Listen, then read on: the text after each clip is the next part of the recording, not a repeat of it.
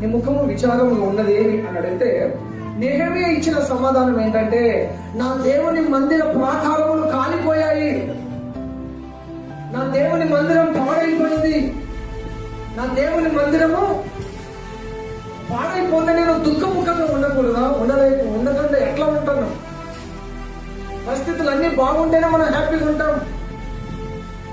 నా దేవుని మందిరం పరిస్థితులు బాగలేవు, సంఘం పరిస్థితులు బాగలేవు, సంఘంలో కుటుంబాల పరిస్థితులు బాగలేవు, పిల్లల పరిస్థితులు బాగలేవు, పురుషుల పరిస్థితులు బాగలేవు, సంఘంలో స్త్రీల పరిస్థితులు బాగలేవు,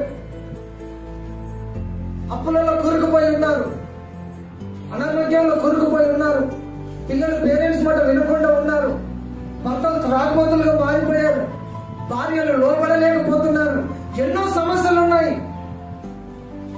కాబట్టి నేను దుఃఖముఖంతో ఉన్నాను, విచారంతో ఉన్నాను. విచారం ఒక ఆత్మీయులకు మాత్రమే ఉంటుంది. మీకున్న